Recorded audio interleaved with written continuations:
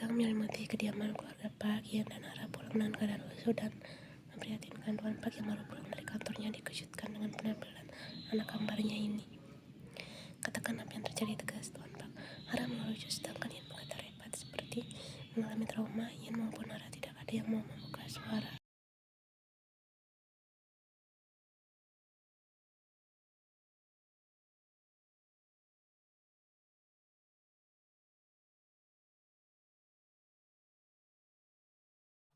Yang ditanya kembali menunduk dalam. Ara takut dan terlalu gelap. Sang ayah yang sepertinya sebentar lagi berada di puncaknya. Maafkan aku, cicit Ara nyaris tak terdengar. Tidak ada yang bersuara, bahkan Nyonya Pak pun diam tak bisa bersuara. Maafkan aku, laki-laki Ara mengumandangkan kata maaf yang ditunjukkan entah pada siapa. Jimin yang baru saja pulang dari tempat lesnya pun terkejut dengan berkumpulnya semua orang di ruang tamu dengan suasana tegang. Ayah, ibu, ada apa?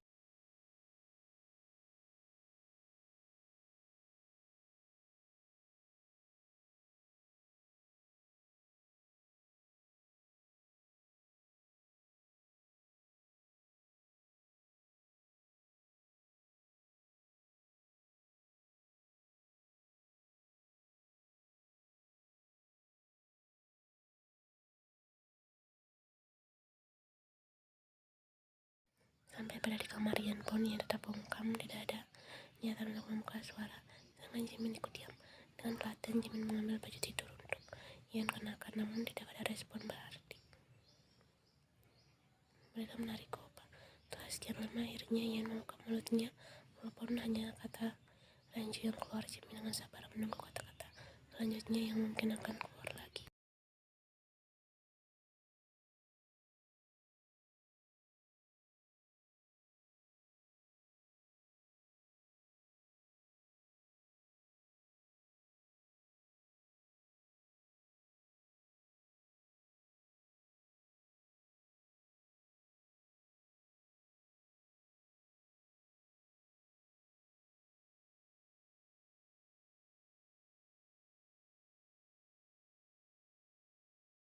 Jimin membulatkan matanya saat sesuatu yang ganjal tertangkap di sekitar leher Ian ini, seperti bekas cengkraman. Apa Ian baru saja nyaris menjadi korban? Buru-buru Jimin membuka panci baju Ian yang belum terlepas, saking kalau dengan apa yang dia temui barusan. Jimin membuka paksa dengan merobek kemeja Ian.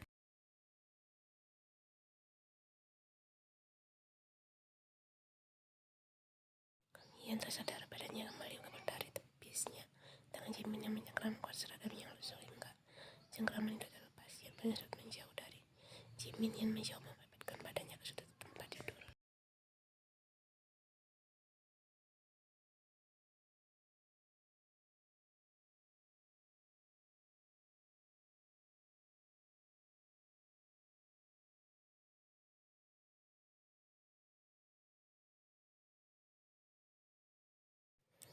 Ian mencoba ucap Jimin meyakinkan.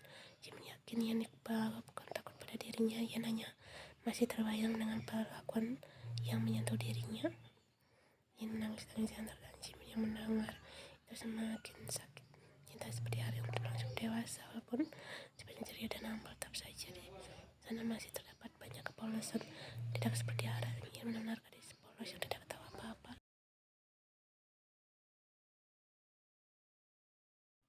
Ian, ini apa? Jimin, opamu. Dengan wajah narang saja Jimin terus meyakinkan bahwa dia opanya. Ian tersadar. Dia melirik Jimin awalnya dengan raut ketakutan, tapi setelahnya tidak. Dia menangis sambil menyebutkan nama Jimin. Jimin, opa.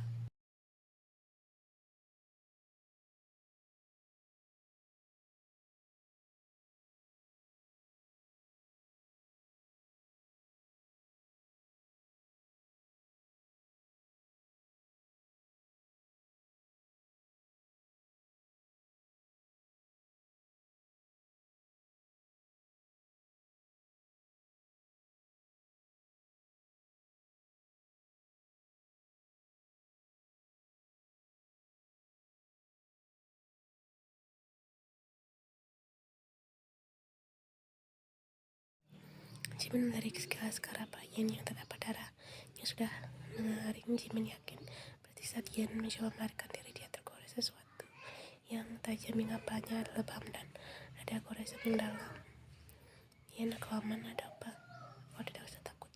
Percayalah, rasanya mendingan menangis dia seperti gagal menjalani peran sebagai kakak kemana saja dia saat adiknya terkepung oleh bahaya. Aku tidak takut apa yang diiringi bisa tangisan yang semakin merapatkan tubuhnya pada sang kakak.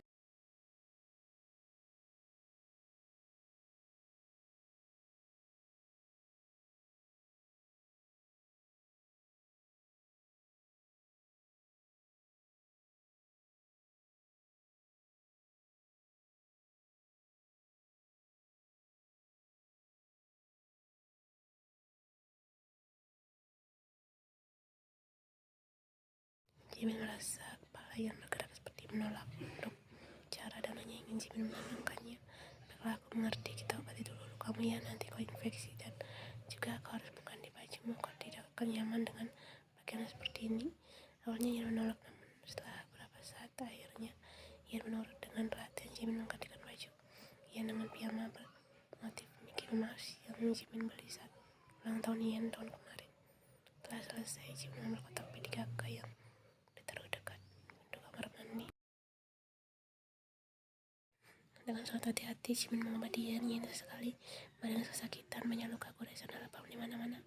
Jimin marah, namun dia tak bisa berbuat apa-apa. Tidurlah, kau pasti sangat lelah.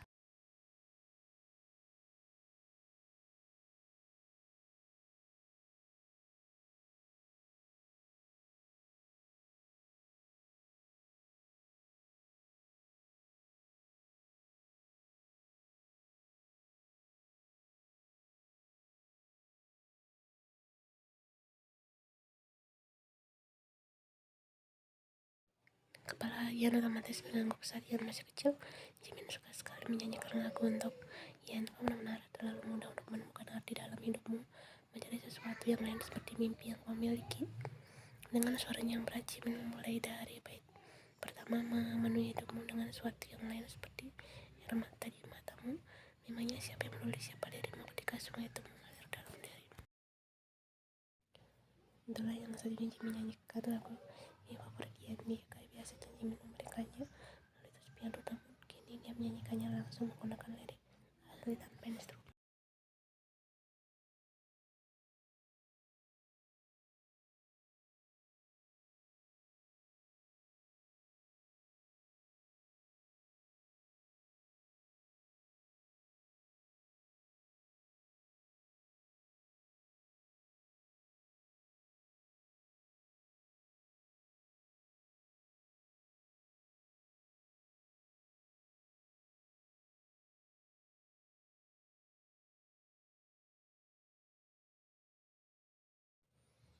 Hingga bait terakhir yang Jimin nyanyikan lepas, Ian mulai tertidur.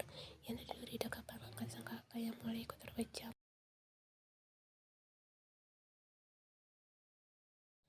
Di tempat lain dengan waktu yang bersamaan, Nara masih diinterogasi oleh sang ayah. Katakan apa yang sudah terjadi. Walaupun suara tampak sedikit mengamuk, tetap saja Nara tidak mau membuka suara.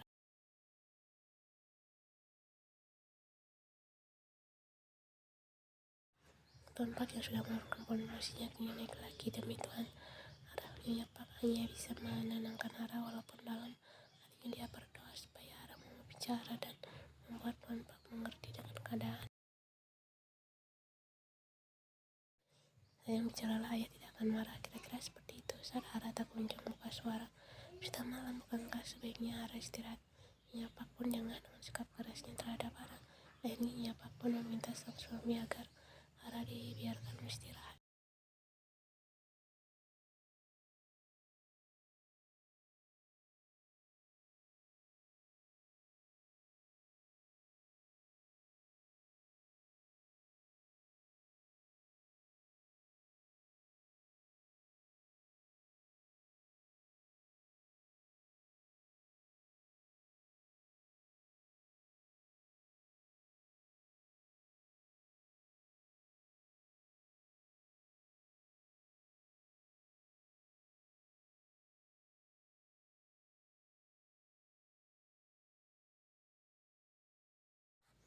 Demi ayah, besok saat makan siang di ruang kerja ya, Tuan Pak berlalu, sedangkan Nyonya Pak bisa menebak lega. Nara masih terdiam menunduk tanpa mau berkata.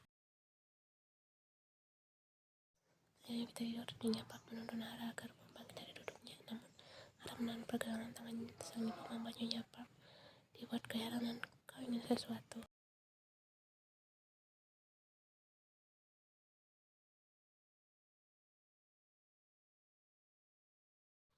Hara mengira tidak. Hara tak menginginkan apapun. Ibu melakukan Hara yang sudah besok lagi. Ini sudah malam dan juga ibu yakin ini bukan selama sayang. Kembalilah ke kamar, apapun perlu istirahat.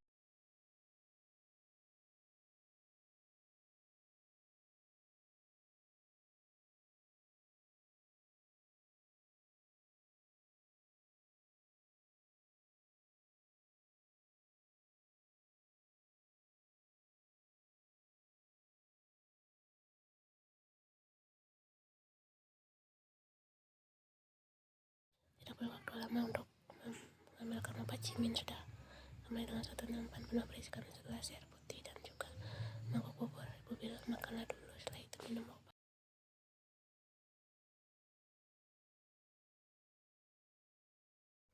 Ia menurutkannya saja memakan yang dia makan tak sampai habis, dan itu pun sedasar pasang sang kakak.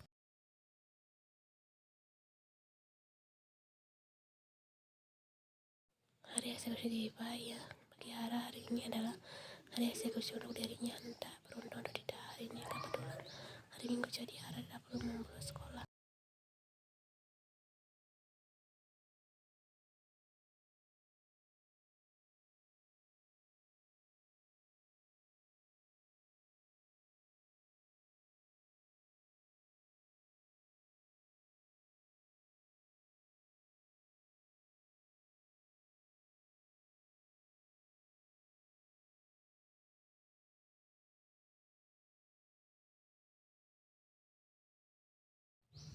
Hara masih bergeming. Dia menemani sayangannya. Sayang, ayo katakan saja pada ibu tidak akan marah. Takut ibu. Nyonya Park memandang prihatin pada ada suaminya. Memang sudah begitu tega, maka dari itu katakan pada ibu akan membantu menghadapi ayah.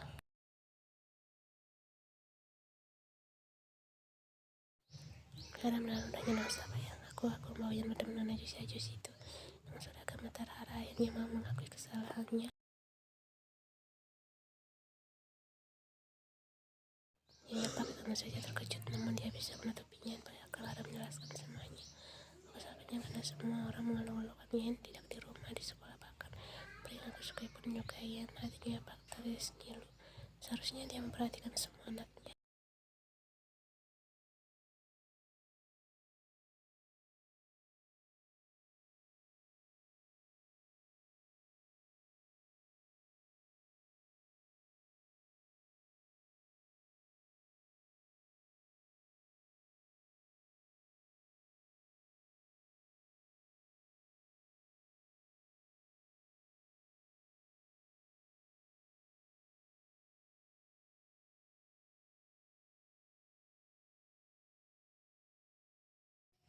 Aku selalu mencoba untuk bertebal hati ketika Jimin Oppa lebih memperhatikan pada Yen daripada aku. Jimin Oppa lebih baik memberikanku pada banyak permen yang bermacam-macam daripada menyanyikan lagu tidur untukku. Tidak seperti Yen, Jimin Oppa selalu membiarkanku sakit gigi karena seringnya dia memberikanku banyak permen ketimbang Yen.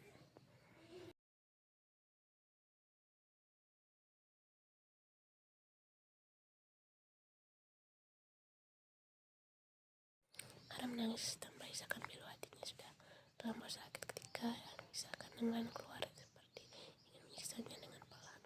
Aku selalu menuruti ayah, tapi ayah tidak pernah memperhatikan. Aku sakit karena ayah suka meninggalkanku. Aku kesal, semua orang menyanyi Yen, sedangkan aku terlihat saja tidak.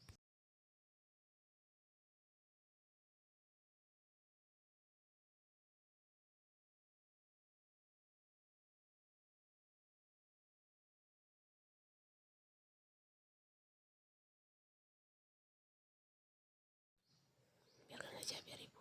Aku sakit sendirian sekali. Tidak ada orang yang mau berbagi. Aku kesal pada semua sampai Jimin Oppa datang. Ia mengambil Jimin Oppa. Siapa yang tidak akan marah? Dia menyatakan perasaannya padanya padahal aku lebih dulu menyukainya.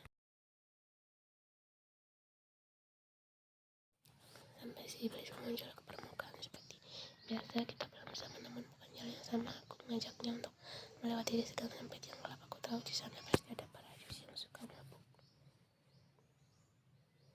Aku meninggalkannya di sana. Aku bilang bahwa aku kembali lagi, sedangkan dia menungguku di sana. Aku membohongi Ian karena aku beralasan ingin membeli sesuatu. Ada hal yang aku lupa.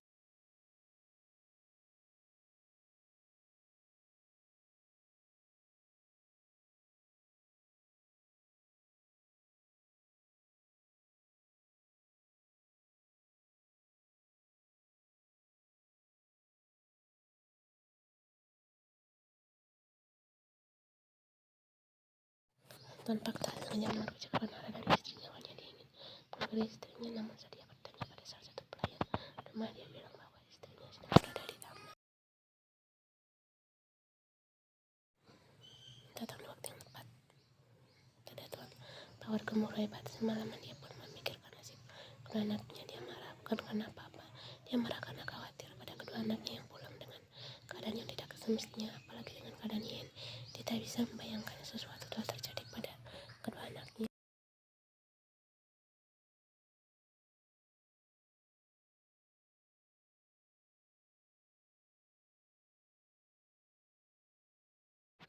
Memang pernikahan mereka didasari atas kebencian sebelumnya, walaupun kini sudah memiliki 3 anak yang sudah cukup besar. Tetap saja saling menyayangi dan mencintai pun belum sepenuhnya tumbuh. Mungkin cinta diibaratkan baru menjadi tunas.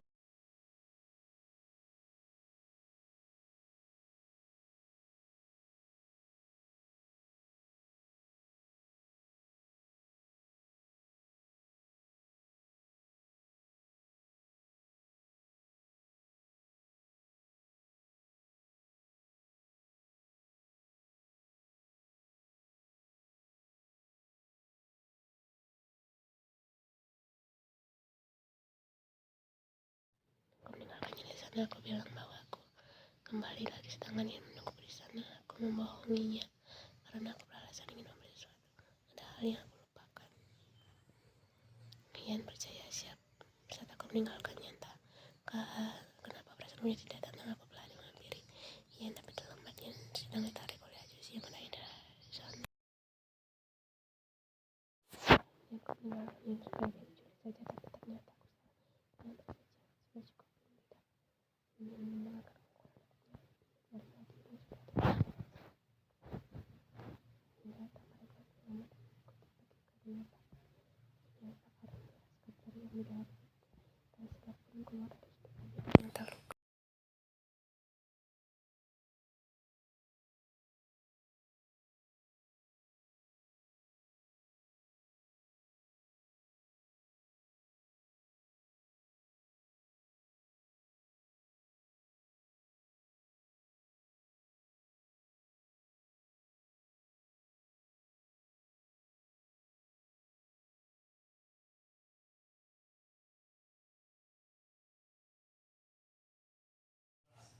Nafas lompat terengah, sedangkan Ara mengepalkan tangannya kuat. Sungguh hatinya kembali sakit. Sudah dikata ayahnya sangat menyayangi Ian, bukan dirinya.